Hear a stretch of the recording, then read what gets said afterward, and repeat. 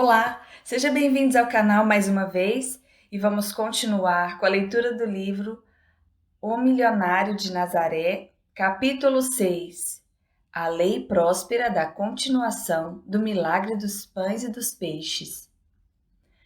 Ao longo dos séculos, transbordam histórias de milagrosas plenitudes na Terra Santa, inclusive nos dias de hoje. As provisões do Senhor não têm nada de mesquinhas, como podemos ver através dos milagres dos pães e dos peixes. A importância de tais acontecimentos é inegável e sua popularidade é comprovada por se tratarem dos únicos milagres de Jesus mencionados nos 4 evangelhos, totalizando 6. É reconfortante notarmos quanto Jesus se preocupava com as necessidades físicas e espirituais de seus seguidores. Jesus sabia que caberia aos líderes espirituais e às organizações de sua época levar em conta o bem-estar financeiro e material da humanidade se quisessem realmente ajudar, o que deveria ser o papel de líderes e organizações religiosas até hoje. O termo continuar significa seguir sem interrupção ou começar de novo após uma pausa. Todos nós nos interessamos pela lei próspera da continuação. Todos desejamos que nossos bens prossigam sem ser interrompidos. Mas se isso acontecer, desejamos que eles recomecem de alguma maneira. É isso que obteremos se soubermos seguir os passos de Jesus. Acredita-se que o processo de multiplicação esteja além da compreensão humana. No entanto, Jesus mostrou os simples passos que qualquer um de nós pode seguir para receber o milagre das provisões. A demonstração acontece quando Jesus multiplica os pães e peixes para alimentar milhares de pessoas. Os 2 passos básicos para desenvolver uma consciência de prosperidade que ajudaram a autora. É importante percebermos que, primeiro, Jesus ensinou sua famosa filosofia de sucesso pela primeira vez nas bem-aventuranças e na oração do Senhor, bem no início de seu ministério.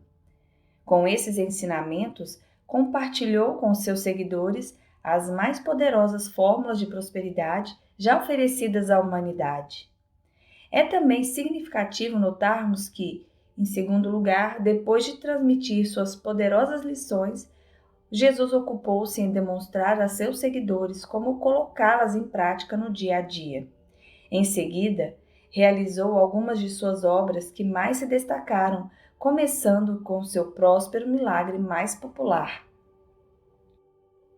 O segredo para o desenvolvimento de uma consciência de prosperidade é que devemos aprender a filosofia do pensamento positivo e a aplicar os seus prósperos e específicos princípios. Em seguida, devemos ocupar-nos em aplicar essas maravilhosas fórmulas repetidas vezes. Essa prática nos proporcionará uma relação interna com a rica substância universal, fazendo com que ela produza resultados externos fantásticos. É um longo e fascinante processo. Posso garantir por experiência própria que esse é o único processo capaz de nos fazer conhecer a verdadeira e permanente abundância. Essa fórmula, constituída por 2 simples passos, fez com que aos poucos eu saísse da pobreza e alcançasse um nível de vida mais aceitável. Parti de um cômodo no extremo sul do país para uma confortável residência no principal resort no oeste dos Estados Unidos. Passei de funcionária sobrecarregada e mal paga para um estilo de vida em que trabalho pelo prazer de servir e compartilhar, muito mais do que por necessidade. Pela primeira vez eu posso levar uma vida normal, sem ter de simplesmente buscar a sobrevivência, enfrentando obstáculos quase impossíveis de transpor, situação com a qual fui forçada a conviver por muito tempo. Hoje em dia, continuo usando alguns dos princípios transmitidos pelos milionários da Bíblia e acredito que o farei pelo resto da vida. Esses princípios de prosperidade não só atendem às necessidades externas de minha vida, como também alimentam ricamente a natureza interna de minha alma. Somente quando nossas necessidades internas são atendidas, nossas provisões externas tornam-se permanentes. Não existem lugares totalmente desprovidos de bens. O milagre de prosperidade mais popular de Jesus começa com ele se retirando em particular para um lugar deserto. Nesse cenário desértico, atenderia às necessidades de multidões. Não há nada de mal com os locais ermos. A paz que ali encontramos ultrapassa qualquer compreensão. Em tranquilos desertos do mundo surgiram as mais importantes religiões. Moisés, Elias e Paulo passaram muito tempo no deserto. Maomé passou ali toda a sua vida. Até mesmo nos dias atuais, pessoas comuns, líderes espirituais e pesquisadores religiosos se refugiam em locais isolados para se renovar interna e externamente, ou para tomar importantes decisões. Muitas vezes encontramos-nos isolados em um lugar deserto, literalmente, ou por circunstâncias da vida. Tais experiências podem nos trazer vastos benefícios. Precisamos nos afastar para orar e meditar, para refletir sobre tudo e para entender nosso ponto de vista. É necessário que às vezes nos libertemos das opiniões de outras pessoas e da pressão de suas personalidades para escutarmos a voz da verdade que existe dentro de nós. Se nos virmos de repente isolados em um lugar deserto, devemos saber que existe uma boa razão para isso. É nesse local ermo que podemos fazer com que nossos bens prossigam e, no caso de terem sido interrompidos, fazer com que fluam novamente. Hoje vivo e trabalho no deserto por escolha própria. Jamais esquecerei a incrível impressão que tive quando vi pela primeira vez a desértica área de Palm Springs, na Califórnia. Fascinei-me ao encontrar flores e plantas que nunca tinha visto. Não é de se estranhar que as belezas desse resort atraiam os maiores industriais, políticos e artistas do país para que aproveitem suas férias ou retiros no inverno. Como o retiro no deserto beneficiou uma mulher. Em minha primeira visita a Palm Springs, há muitos anos, conheci uma moradora que me contou que quando tinha algum problema para o qual não encontrava solução, se dirigia até o ponto mais alto do deserto para orar e meditar até que encontrasse respostas. Havia acabado de retornar de uma experiência em que passou alguns dias vivendo em uma caverna. Nesse período, obteve a paz, o poder, a serenidade e a perspectiva espiritual de que precisava para enfrentar a vida de forma vitoriosa. Não temos locais ermos de sua vida. Receba-os de braços abertos. Eles vêm para o bem. Se, como Jesus, nos encontrarmos em um lugar deserto, poderemos conseguir ali um milagre caso seja necessário. Nossos bens podem ser ininterruptos. No milagre dos pães e peixes, Jesus comprovou que não há lugares totalmente desprovidos de bens. O conhecimento sobre essa verdade está entre os maiores segredos de prosperidade por ele transmitidos. O caso das formigas prósperas. Alexander Lake conta a história de um homem que comprova que nossos bens podem ser ininterruptos, mesmo em um cenário literalmente desértico. Durante a Segunda Guerra Mundial, um casal do sul da Califórnia teve de enfrentar um problema que parecia insolúvel. Eles não conseguiam ter filhos e já passavam dos 50 anos, até que finalmente foram abençoados com uma linda garotinha. Quando a criança completou 3 anos, foi acometida por uma doença misteriosa. Os médicos não conseguiam encontrar nada de errado na menina fisicamente. Ainda assim, ela estava apática e não se alimentava nem falava muito, e ficava cada dia mais fraquinha. O médico disse-lhe: "Sua filhinha está seriamente doente E se quiserem que ela se recupere, tirem-na deste clima. Ela precisa de sol. Levem-na ao deserto. E se demorarem muito, pode ser tarde demais. Levem-na para o deserto rapidamente e não a tragam de volta até que ela se restabeleça. O homem pediu demissão de seu trabalho em um estaleiro, e o casal encheu o carro de mantimentos e bens domésticos e dirigiu-se ao deserto com a criança. Lá encontraram uma velha cabana abandonada, onde conseguiram se instalar. Durante semanas, parecia-me que havia cometido um erro. As condições de sobrevivência eram terríveis e a garotinha não melhorava. Porém, continuavam a orar por orientação naquele lugar deserto. Certo dia, a menina demonstrou interesse em formigas que ali viviam e, portanto, seu pai criou um ninho para abrigá-las. A garotinha as observou por horas alegremente conforme iam e vinham. Finalmente voltou a falar, e foi um momento decisivo. Os pais perceberam que levá-la até ali não havia sido um erro e que ela se recuperaria. Ao orar por provisões, algo interessante aconteceu. Alguns dias após a construção do formigueiro, um aluno da Universidade da Califórnia apareceu em sua cabana pedindo-lhe um pouco de água. Explicou que estava nas redondezas para estudar o comportamento das abelhas, das formigas e de outros insetos. Quando lhe mostraram o local que foi construído para as formigas, interessou-se e ofereceu-se inclusive a pagar por ele.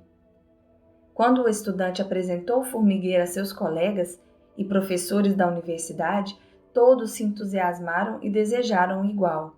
O resultado foi que o antigo funcionário do estaleiro passou os 2 anos seguintes vivendo no deserto com a sua família, construindo abrigos para formigas.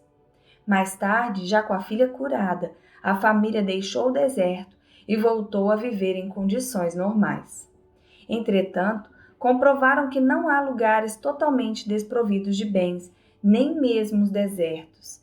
Nossos bens podem ser ininterruptos até mesmo nos locais mais ermos de nossas vidas.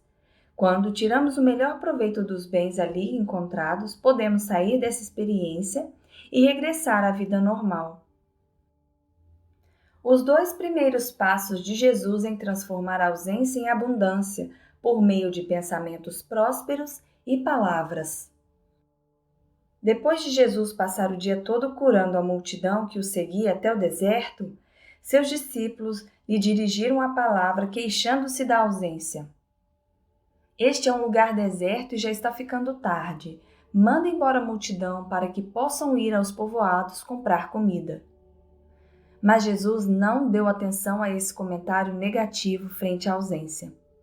Primeiro, ele invocou uma atitude próspera, usou o poder mental do não ao se recusar a acreditar ou a ser hipnotizado pela aparente ausência. Com efeito, reverteu o sentido do pensamento e disse: "Não creio em uma só palavra, não é verdade." Segundo, ele declarou palavras de prosperidade. Jesus disse algo incrível ao enfrentar a ausência. Eles não precisam ir. Dei-lhes vocês algo para comer. Isto é, temos o bastante, temos alimentos de sobra para compartilhar. Mesmo em um lugar deserto e aparentemente desprovido de bens, temos o suficiente para atender às necessidades. Como Jesus, nós devemos invocar prósperas atitudes e nos recusarmos a ser hipnotizados pela ausência aparente. Devemos também pronunciar palavras de abundância. Tenho o bastante, tenho de sobra para compartilhar. A simbologia próspera dos pães e peixes. Quando Jesus se referiu à faminta multidão, dizendo: "Eles não precisam ir, dê-lhes vocês algo para comer", a resposta foi: "Tudo o que temos aqui são 5 pães e 2 peixes." Jesus disse-lhes então: "Tragam-nos aqui para mim." Há uma simbologia próspera no uso dos pães e peixes. No Oriente, o pão era o alimento mais básico e, portanto, considerado sagrado. Os que eram assados por mulheres devotas que se dedicavam à oração e ao jejum eram considerados abençoados. Os povos da época de Jesus acreditavam também que as bênçãos derramadas por homens de fé resultavam na multiplicação dos pães. Ao lidar com alimentos, o nome de Deus era sempre invocado e suas abundantes bênçãos eram buscadas. Um homem pobre esperava que Deus abençoasse sua mesa e, se necessário, multiplicasse suas provisões. Uma oração bastante comum dizia: Deus aumentará minha substância, Deus abençoará o que tenho. Sempre abençoavam o que recebiam com a frase: Deus, multiplique meu pão. O pão multiplicado por Jesus não significa apenas alimento. Simboliza tudo aquilo de que o homem precisa para ter uma vida saudável, livre e harmoniosa. Esses 5 pães são símbolo dos bens que desejamos, sejam eles para uma saúde mais forte, mais riqueza ou mais felicidade. O peixe simboliza a melhoria dos bens desejados, tais como saúde, harmonia e prosperidade. Jesus trabalhava essencialmente no reino das ideias, não nos dos resultados. Muitas vezes usava peixes para ilustrar os seus ensinamentos, pois eram os animais mais fecundos. Era um antigo símbolo da arte, demonstrava um sinal de fertilidade, denotando poder de crescimento. O peixe simboliza pensamentos de abundância que se multiplicam quando utilizados. Ademais, era um alimento apreciado na alimentação oriental. Os 2 pequenos peixes entregues a Jesus eram uma espécie de sardinha considerada especiaria ou o melhor dos alimentos. Jesus acreditava que a vontade de Deus para com os homens era nada além do melhor. Portanto, multiplicou a substância que tinha em mãos, uma especiaria ou o melhor dos alimentos, e a compartilhou com toda a multidão. Trata-se de uma vasta garantia para que possamos pedir nada além do melhor para nossas vidas. Um clamor corajoso como esse vem carregado de auxílio divino. O terceiro passo para a abundância, o poder próspero da ordem divina. Depois de receber os 5 pães e os 2 peixes, Jesus ordenou divinamente. Pediu que a multidão se sentasse sobre a grama, ficasse em silêncio e se preparasse para receber. Quando ordenamos as coisas dessa maneira, podemos resolver os problemas da ausência sem dificuldades. Jesus foi capaz de dizer adeus à ausência depois de agir assim.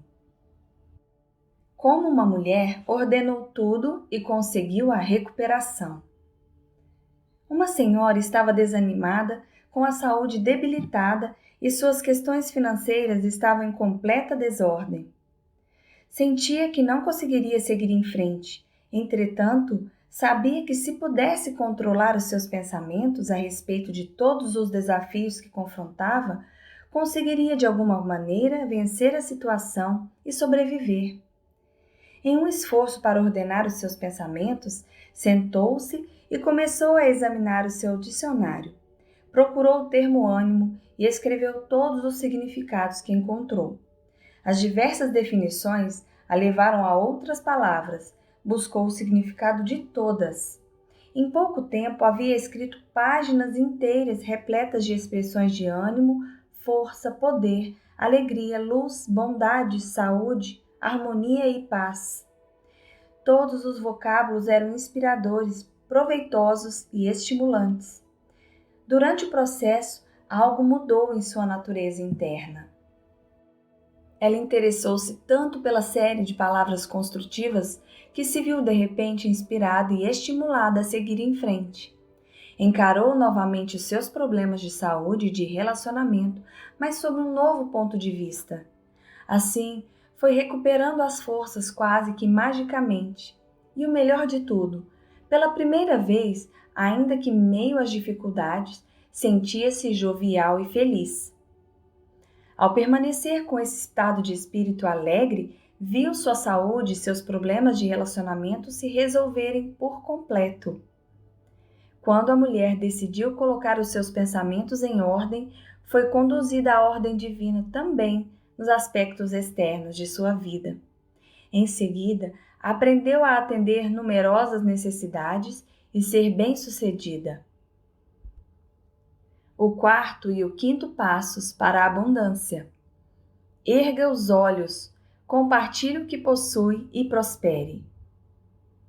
Depois de ocasionar a ordem divina, Jesus tomou a substância, pães, e o pensamento de crescimento, peixes, e olhando para o céu, abençoou-os, partiu-os e realizou a multiplicação. Se erguermos os olhos, seremos sempre abençoados, segundo o antigo ditado. Portanto, tome o que quiser ao seu alcance, reparta-o e o compartilhe. Em seguida, distribua-o para atender às necessidades do momento. Mas faça isso da maneira correta. Em vez de pensar, não é o bastante? Lembre-se de que a melhoria financeira começa com a partilha. Lembre-se também da incrível declaração de Jesus frente à ausência. Eles não precisam ir. Dê-lhes você algo para comer. Declare você também as seguintes palavras ao encarar a ausência. Há provisões de sobra para atender a essas necessidades. Sempre há o bastante. Você também é capaz de realizar um milagre de prosperidade se tomar o que estiver ao seu alcance, erguer os olhos e abençoá-lo ao invés de olhar para baixo e se valer de críticas. Muitas pessoas que sofriam complicações nos negócios conseguiram resolvê-los por completo ao encarar a situação e dizer: louvo a Deus pela plenitude neste momento. Com palavras de glorificação e bênção, milagres podem acontecer. Como erguer os olhos em seus relacionamentos? Problemas de relacionamento humano acontecem muitas vezes quando olhamos para baixo e criticamos em vez de louvar e abençoar. Eis uma maravilhosa fórmula para louvarmos e abençoarmos pessoas que consideramos difíceis. Em suas meditações diárias, diga-lhes: recuso-me a pensar em você como apenas humano. Considero-o um filho de Deus, criado à imagem do amor. Reconheço a divindade que existe em você, a sua verdade e o seu melhor. Você é um ser espiritual, um templo para seu Deus interno, e neste momento é dessa maneira que você agirá.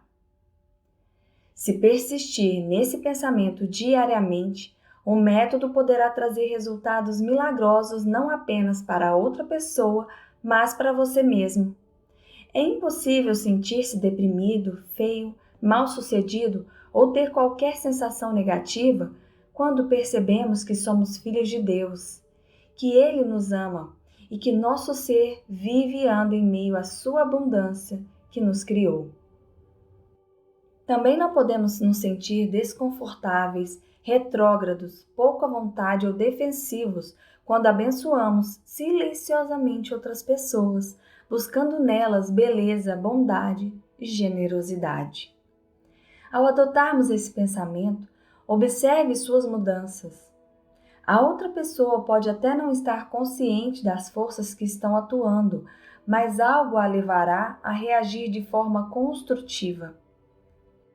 Um empresário disse: muitas vezes fiz com que as pessoas mudassem de atitude em relação a mim através do simples ato de lhes dizer silenciosamente: Deus o abençoe. Transmiti a mensagem a pessoas próximas, no trem, no metrô, em salões de hotel e no aeroporto. Frequentemente recebia de volta um sorriso, um aceno de cabeça, ainda que de maneira inconsciente. Podemos nos livrar de sofrimentos desnecessários e de incalculáveis conflitos adotando a atitude Deus o abençoe. Podemos acabar com mágoas, críticas, autopiedade e muitas outras fraquezas humanas através dessa técnica. Sim, Essa é uma forma prática de erguermos os olhos, louvar e abençoar, em vez de continuarmos a olhar para baixo e criticar. Fim da primeira parte do capítulo 6. Eu espero que vocês tenham gostado. Se gostaram, se inscreva no canal, curta, compartilhe, ajude outras pessoas a terem uma vida de abundância. E muito obrigada a todos que estão aqui conosco. Um abraço e até o próximo vídeo.